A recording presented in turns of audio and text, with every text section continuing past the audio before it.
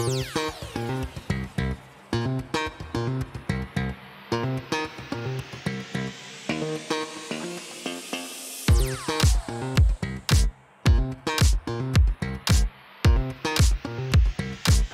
Sobat Geblego, kembali lagi di OAC Production. Dunia perfilman pada zaman dahulu mengandung banyak hal menarik di dalamnya, yang sampai sekarang masih banyak beberapa film ternama yang ditayangkan. Salah satu ikon terkenal dunia film sekaligus ahli dan berbakat di bidang seni bela diri dialah Bruce Lee. Siapa yang tak kenal sosok ikonik yang satu ini dengan berbagai kemampuannya menguasai kungfu. Ternyata latar belakang riwayat kehidupannya terdapat hal unik di dalamnya yang sangat menarik. Jadi di video ini kami mengulas ringkas beberapa fakta unik seputar Bruce Lee.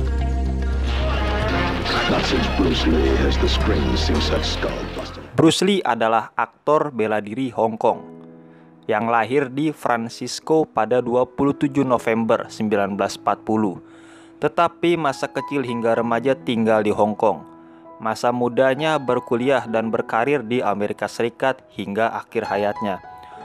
Masa kecil Bruce Lee bersamaan dengan periode pendudukan Jepang di Hong Kong pada masa Perang Dunia Kedua. Setelah perang berakhir, mereka kembali ke Inggris. Dan saat bersekolah, dia dan teman-temannya sering berkelahi dengan anak-anak Inggris. Hal itu dikarenakan kebenciannya terhadap orang Inggris yang memandang rendah orang Tionghoa.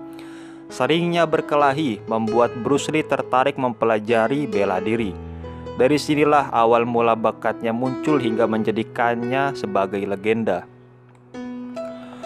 Pada usia 13 tahun, Bruce Lee menjadi murid Yip Man, guru aliran kungfu Wing Chun. Selama 5 tahun, Bruce Lee belajar kungfu dengan giat. Kondisi fisik yang awalnya kurang sehat semakin lama membaik dikarenakan dia selalu melatih tubuhnya. Pada awal tahun 1960-an, kungfu belum dikenal oleh masyarakat Amerika. Tetapi Bruce Lee berusaha untuk memperkenalkan kungfu dengan cara mendemonstrasikannya ke universitas. Seusai kuliah, dia bersama teman-temannya membuka semacam tempat latihan untuk melatih gerakan kungfu. Karir awal di dunia film bermula pada peran pertama dalam sebuah film, datang ketika dia berusia 10 tahun. Pada tahun 1950-an, dalam film The Kid, Bruce Lee saat remaja memainkan peran sebagai Kid Cheng, seorang yatim piatu jalanan dan pembuat onar. Berlawanan dengan Bruce Lee, berperan sebagai pemilik pabrik yang baik hati adalah ayahnya sendiri, Lee Hoi Chen, yang kebetulan juga seorang penyanyi opera terkenal. Film tersebut cukup sukses di Cina untuk mendapatkan pertimbangan sequel. Hanya ada satu masalah, Bruce Lee muda terlibat perkelahian di sekolah dan di jalanan. Jadi ayahnya melarang dia berakting lagi sampai dia benar, yang tentu saja itu tidak akan terjadi lagi. Selain ahli bela diri, Bruce Lee juga merupakan seorang penari caca yang luar biasa. Jauh sebelum dia dikenal dengan koreografi pertarungan yang berbahaya, keterampilan fisik Bruce Lee terfokus pada lantai dansa. Lebih khusus lagi, caca. Bruce Lee telah mengikuti tarian caca sejak usianya 14 tahun. Dan pada tahun 1958 dia memenangkan kejuaraan caca koloni mahkota, menandakan dedikasinya di kemudian hari pada seni bela diri. Bruce Lee akan menyimpan catatan buayan dari semua 108 langkah caca yang berbeda di dompetnya, sehingga dia dapat menghafalnya secara obsesif. Beralih ke dunia film. Di sebuah serial yang ditayangkan, Bruce Lee menolak kalah melawan Robin. Pada serial The Green Hornet menayangkan episode pertamanya pada September 1966 dengan Bruce Lee sebagai sahabat karib Hornet, Van Williams sebagai Kato. Serial ini akan segera dibandingkan dengan Batman, acara pemberantasan kejahatan berkostum ABC lainnya, dan tidak lama kemudian episode crossover 2 bagian sedang dikerjakan. Dan seperti yang dilakukan para pahlawan, sebelum mereka bekerja sama, pertama-tama mereka harus bertarung satu sama lain.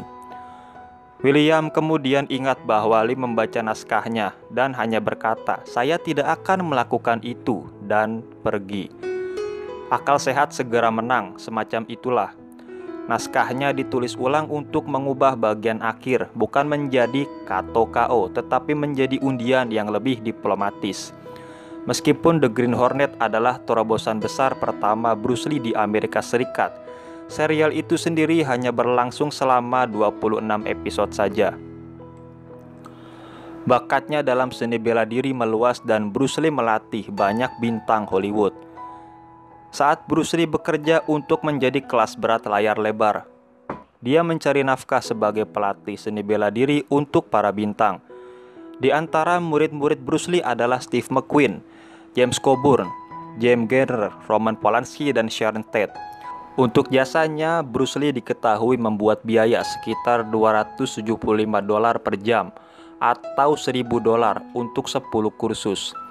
McQueen dan Coburn menjadi sangat terpikat dengan Bruce Lee selama bertahun-tahun, sehingga mereka tetap berteman dekat sampai kematiannya pada tahun 1973. Dengan keduanya melayani sebagai pengusung jenazah di pemakaman Bruce Lee bersama Chuck Norris. Ada sebuah pro kontra antara legendaris ini dengan Roman Polanski. Roman Polanski mungkin percaya bahwa Bruce Lee membunuh Sharon Tate, istri dari Roman Polanski. Selain memberikan pelajaran kungfu kepada Roman Polanski dan istrinya, Bruce Lee juga tinggal di dekat pasangan itu di Los Angeles ketika Sharon dan 4 orang lainnya, termasuk teman dekat DJ Sebring, dibunuh oleh keluarga Manson pada Agustus 1969. Itu akan berbulan-bulan sebelum keluarga Manson ditangkap atas pembunuhan tersebut. Polanski semakin terobsesi untuk menemukan tersangka, mencari pelaku potensial bahkan di antara lingkaran dalamnya sendiri. Selama satu pelajaran kungfu di bulan-bulan setelah pembunuhan, Bruce Lee telah menyebutkan kepada Polanski bagaimana dia baru saja kehilangan kacamatanya yang langsung menarik minat sutradara. Sepasang kacamata berbingkai tanduk telah ditemukan di lokasi pembunuhan di dekat tubuh istrinya. Polanski bahkan telah membeli pengukur untuk mengukur lensa dan mengetahui resep yang tepat sehingga dia dapat melakukan pekerjaan detektifnya sendiri. Apakah benar begitu? Jikalau Sobat Giblego ada yang tahu tentang hal ini, silakan komen di bawah ya guys. Di sisi lain itu semua, ternyata ada sebuah konspirasi mengenai kematian Bruce Lee. Menurut data yang ada, konon katanya kelenjar keringat Bruce Lee diangkat. Bruce Lee membawa fisik yang sempurna ke layar lebar yang puluhan tahun lebih cepat dari masanya. Tetapi karena perannya membutuhkan banyak fisik, dia akan bermandikan keringat saat syuting. Dan rupanya perintis seni bela diri itu membenci noda keringat yang muncul di pakaiannya. Solusinya, pada tahun 1973, Bruce Lee benar-benar menjalani prosedur pembedahan untuk mengangkat kelenjar keringat dari ketiaknya untuk menghindari kecerobohan mode agar tidak muncul di depan kamera. Kematian Bruce Lee pada usia 32 tahun pada tanggal 20 Juli 1973 secara resmi dinyatakan sebagai akibat dari edema cerebral atau pembengkakan otak. Bruce Lee mengeluh tentang sakit kepala pada hari kematiannya dan diberi obat penghilang rasa sakit oleh Betty Ting Pei, aktris yang mengaku sebagai kekasihnya. Sebelum Bruce Lee berbaring untuk tidur siang, dia tidak pernah bangun lagi. Meskipun banyak laporan pada saat itu menyarankan Bruce Lee memiliki reaksi alergi terhadap bahan obat penghilang rasa sakit, beberapa sumber menunjuk pada sebuah misteri yang dimulai pada 10 Mei, ketika bintang tersebut sebelumnya pingsan di studio rekaman yang panas saat mengisi suara dialog baru untuk Enter the Dragon. Keruntuhan Bruce Lee berkaitan dengan sengatan panas karena tugasnya di studio rekaman yang terlalu panas diperparah oleh kurangnya kelenjar keringat yang mencegah tubuhnya mendingin secara alami. Heat stroke juga dapat menyebabkan pembengkakan di otak seperti yang ditemukan selama otopsi Bruce Lee. Seorang ahli hipotermia di Amerika Serikat mengatakan, seseorang yang telah menderita satu serangan panas beresiko lebih tinggi untuk yang lain, dan bahwa mungkin ada komplikasi jangka panjang setelahnya. Di akhir karirnya, Cuplikan dari pemakaman Bruce Lee digunakan pada film Game of Death pada tahun 1978. Pada saat kematiannya, Bruce Lee terlibat dalam berbagai proyek, termasuk film yang akan menjadi Game of Death. Tidak banyak yang diselesaikan pada film pada saat kematiannya. Biasanya sebuah proyek dalam situasi itu hanya akan sia-sia. Tapi perusahaan produksi Golden Harvest ingin menyelamatkan apa yang mereka bisa. Jadi mereka menyewa sutradara Enter the Dragon bernama Robert Clouse untuk mengumpulkan sesuatu. Hasilnya adalah film monster Frankenstein yang terdiri dari 11 menit rekaman yang diambil Bruce Lee, overdub klip dari film sebelumnya, dan pengganti untuk mengisi adegan tertentu. Sutradara bahkan terpaksa menggunakan potongan karton Bruce Lee yang malang untuk menyelesaikan satu bidikan. Itu bahkan bukan anak tangga teratas di tangga selera yang buruk. Ketika film meminta karakter Bruce Lee untuk memalsukan kematiannya, mereka menggunakan cuplikan dari pemakamannya yang sebenarnya untuk mewujudkan adegan itu, lengkap dengan gelombang pelayat, pengusung jenazah, dan close-up pembukaan peti matinya. Kesuksesan Anumerta Bruce Lee menghasilkan subgenrenya sendiri. Karir Bruce Lee meledak di Cina dan mendapatkan momentum di Amerika Serikat. Tetapi dia meninggal hanya sebulan sebelum hitnya terbesar dirilis pada film Enter the Dragon. Film tersebut yang meraup lebih dari 200 juta dolar di box office seluruh dunia, melambungkan mendiang Bruce Lee ke situs icon. Tetapi dengan bintang itu sendiri tidak ada lagi untuk memanfaatkan, akan segera ada gelombang film tiruan dan wanabes yang ingin memanfaatkan kegemaran seni bela diri. Keduanya dikenal sebagai film Bruceploitation. Subgenre aneh dari sinema seni bela diri ini menghidupkan keanehan film Z, seperti Re-Enter the Dragon dan Enter the Game of Death.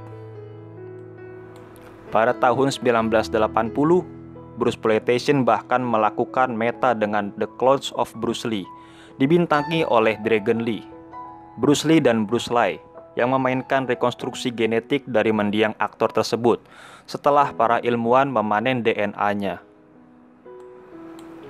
Jadi itulah ulasan ringkas seputar fakta unik Bruce Lee. Semoga video ini dapat bermanfaat untuk menambah wawasan kalian lebih luas lagi. Terus nantikan video kami lainnya yang menarik dan juga informatif. Jangan lupa untuk dukung dan support channel ini dengan like, comment, share, and subscribe. Nyalakan juga tombol notifikasi agar kalian terus update video terbaru dari kami lainnya. Sekian video kali ini, jumpa lagi di video selanjutnya. Salam Gebleku.